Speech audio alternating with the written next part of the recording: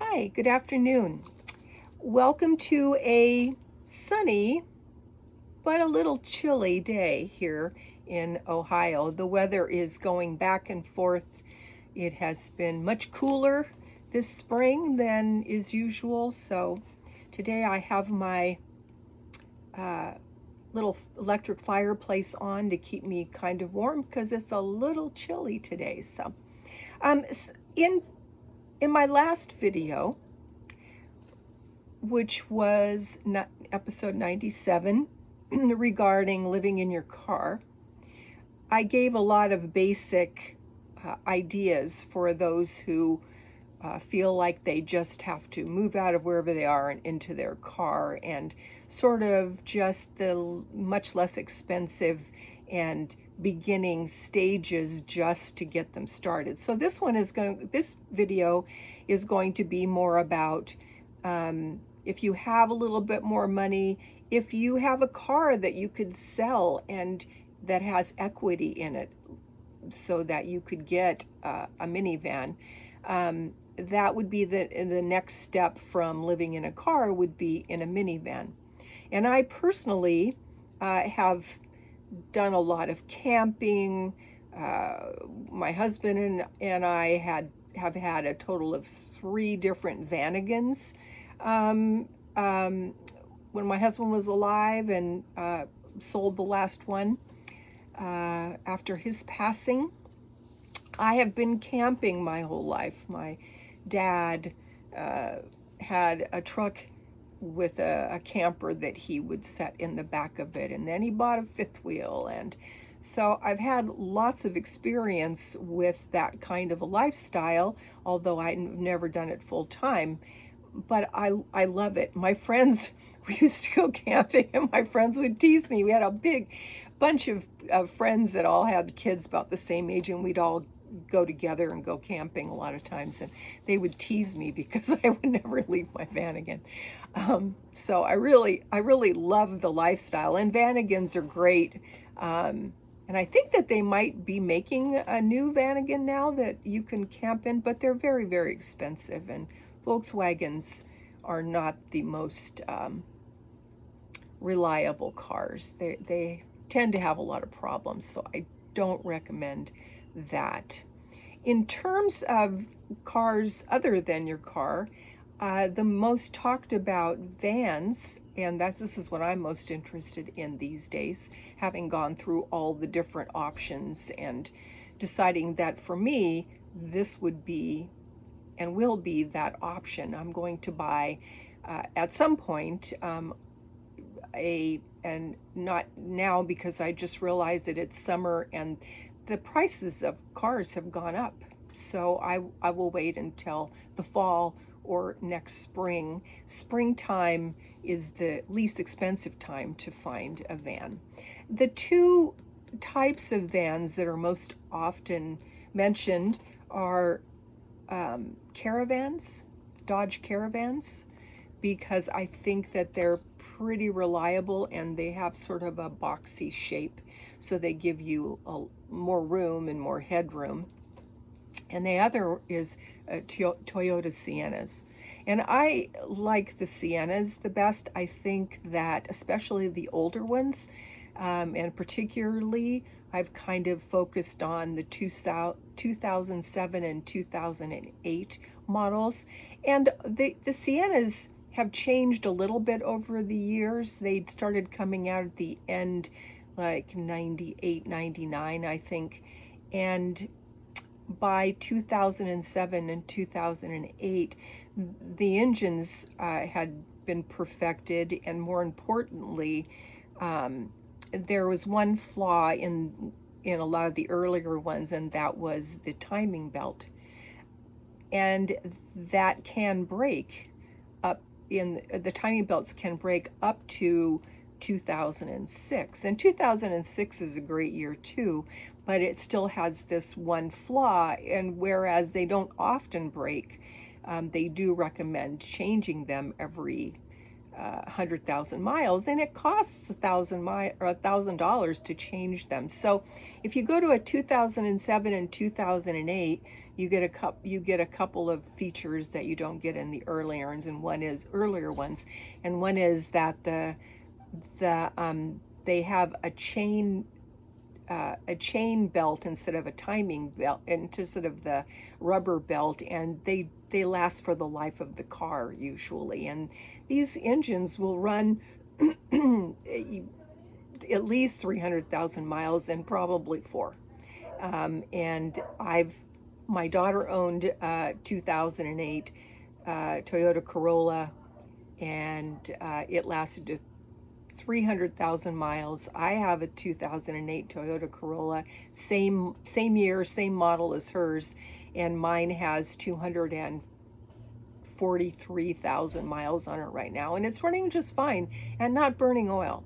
So I expect that probably in 150,000 miles, but some of them run for a long time if you go to more extreme measures and change parts and out and stuff like that. But they're amazingly reliable cars and really little workhorses. So the Siennas are very similar.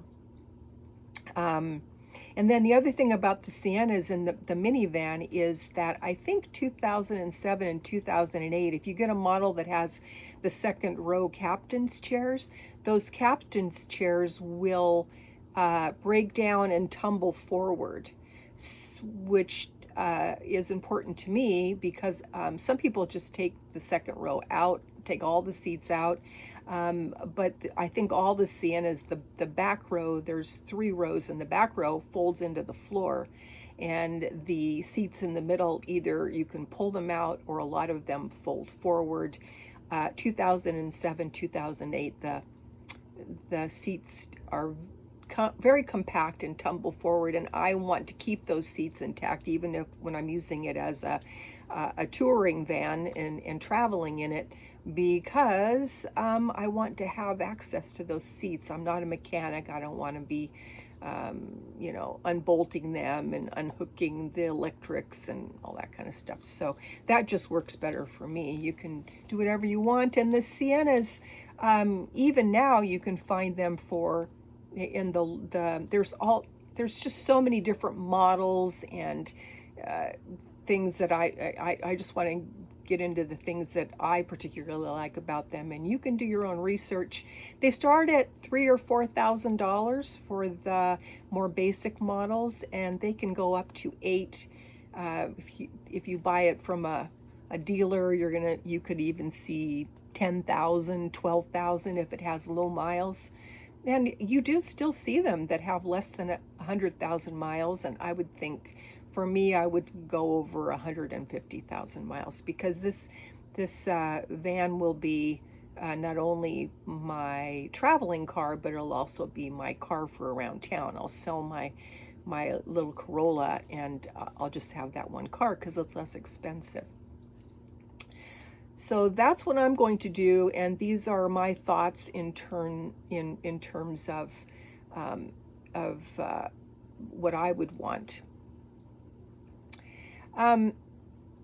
You can also watch videos. Cheap RV Living is a great place to watch videos, and Bob does interview people in minivans, all different kind, any kind of vehicle, but it's really informative. Every video that you watch you're going to hear things that you didn't hear in another one, and you're going to get little ideas that you would like, that would make you happy. For this part of this, for this segment, I want to tell you that I think the next thing that is most important to buy, if you have more money and you can, would be a solar battery to plug in. And if you can buy a solar battery, be sure to buy one that will put out at least 1,800 watts so that it will run more than one thing. If you buy a tiny one that's 100 watts or 300 watts, it's not really going to speak to everything that you would need it for if you're going to be in your car for any period of time. So what I've pulled up here is a Bluetti. This is a Bluetti Elite 100 V2 solar generator. Bluetti is very well thought of, and this one has a solar power generating screen. That is also important because you need to have a way of charging your solar batteries. Now, the other thing that you can do if you're going to be traveling a lot is that you can get a charger, solar charger. It's called a DC to DC battery Bluetti charger, and that attaches to the alternator in your car, and when you're on the road, you can hook it up to your solar battery, and it will actually charge your battery while you're traveling. And so if you're on a trip and you know that you're going to be traveling for a couple of hours every day by car, you don't need the solar panels. But if you're going to be sitting someplace, you need the solar panels. So that DC to DC charging system is not that well known. So remember that. Okay. And the next thing that you'd probably like to have is a refrigerator. Now this is a chest refrigerator, which for a car I think is a good idea. This one is a Bouge RV, and this is a 23 quart.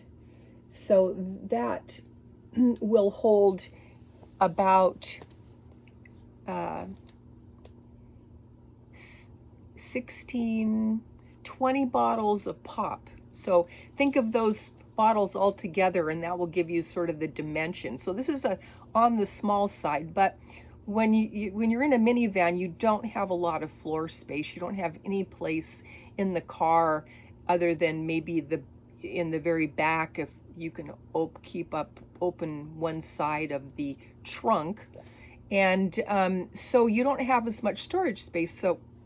So you tend to want to have something that's useful but not very big. So that refrigerator is about 22 inches long, to give you an idea. And so not that great, but this also is a 12-volt compressor, and you want that because if you don't get a refrigerator with a compressor, then your refrigerator is on all the time. And Bob Wells does a great segment about you can put insulation around your refrigerator to keep the cold in better. But the one thing you don't do with a compressor is you don't cover the compressor. You keep with insulation. You keep that completely open. If you try to cover it, you'll burn it out. The next thing would be cooking. And what I think is a fun idea is so I've seen some ladies do this, where they buy a child-size kitchen, and what that gives you is, for a very inexpensive price, like these are about $80, you have a small amount of cupboard space, and it's just under 2 feet wide, so it will fit in a small space, and it gives you some already created storage space for only $80. You can't buy one cabinet at Home Depot for $80. So if you're not handy, and then you can also modify this and make it more your own if you would like. So I thought that was a cute idea, and I'm going to do that. It'll fit right inside of a minivan. You don't have to modify it in any other way. It will just fit in there. I think also that a coffee maker is really important. And this one, it holds 40 ounces of water, and you can make, depending upon the receptacle, you can make a 16-ounce cup of coffee. And I like that because I don't ever just drink an 8-ounce cup of coffee in the morning. So there's all sorts of things. You just have to decide what you want and then go research it and see, if that indeed would suit you. Also, I like the idea of a folding chair. And there, again, are many examples of this. And the thing is, you want something on legs so that you can store things under it. And if I got a chair, I would just unfold it and leave it like a bed all of the time. And then in the Siennas, you can, there's a small 18-inch wide chair that you could leave up. So you would have a place to lay down or a place to sit and be on your computer if you wanted. So there's that. And then, and it's upholstered. You may not even need to buy another mattress if that is comfortable enough for you. And then for cooking, I think that it's most important in a car scenario to just buy some electric things that you can cook with. And so one of them that I like is this Hamilton Beach sandwich maker, English muffin sandwich maker. So you might, and it comes in all different colors. So you might like that. And then this is a Design electric hot pot. And you can, the nice thing about this is it's only up to 600 watts. So you can use it's not pulling so many watts. And you can cook eggs in that. You can make soup. You can do all kinds of things. It's a little electric pot, and you don't have to have an open flame. And then there is also an electric hot pot, which does all the same things, but has higher sides and is more stable than the Design kind. So I think that's a great idea. So you want to keep down the amount of what you have in your car, and you want to have it be safe. And then there's also coffee. Did I say that before? Coffee? Yeah, I did. Let's see, is that all? Yeah, that's all. So these are just my ideas. There's all kinds of things out there. You can go shopping on Amazon without ever buying anything and learn a lot. Just if you have an idea, if I have an idea, I just go on Amazon and I research it. I want to remind you about the app PlugShare that you can look at, and that will tell you where you can plug in and charge things if you need to. But if you have a solar battery and all those things that I talked about. Oh, the other thing is you can get now internet in your car. You can get a mini Starlink. They're 10 by 11, and they have suction cup holders, and you can just suction it to your windshield or something, or if you have a skylight. And I like the skylight thing because then it's stealth. There's nothing sitting outside, and so then you can have internet in your car. So that's a fun thing too. So PlugShare, and then the other thing I told you about the other day was iOverlander, and that will show you places that you can't, and wherever you are, places that you can sleep and safely. And a lot of times there are people will check in and say, yes, I was just here and it was great, or no, don't go there, whatever. It's a really, really great resource. So I hope that was interesting and entertaining. I certainly love this stuff. And so do let me know if you have any other questions, and I will see if I can answer that. And I will be doing the next video is going to be on the larger vehicles that you can travel in and live in if you want to. So I'll see you on the next one. Thank you. Bye-bye.